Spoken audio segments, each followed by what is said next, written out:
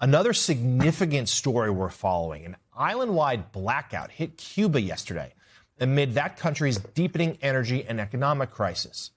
All 11 million residents of the island were without power after energy officials reported complete disconnection of the national electrical grid. Only about 5% of the island's power was restored by late last night, with officials warning the fragile grid could fail again. The blackout is Cuba's third major outage in just 4 months, as the government lacks proper funding for repairs as well as the needed spare parts.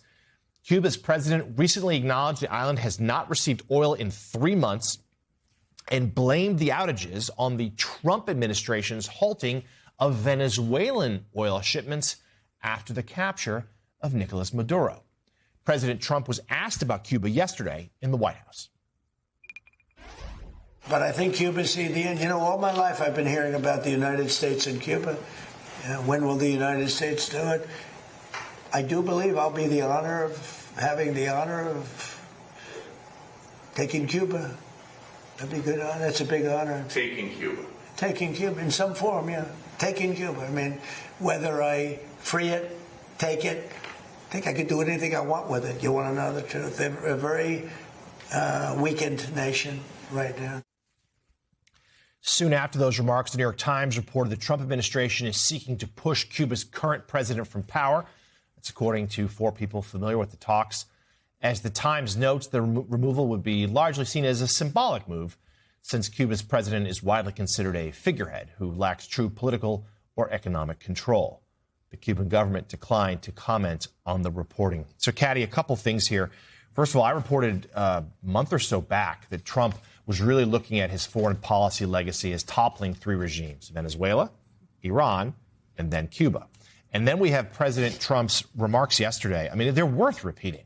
He says, quote, "I'd have the honor of taking Cuba." And then when pressed, he said, well, free it, take it, doesn't really matter. That's an extraordinary sentiment from a president of the United States about a sovereign nation.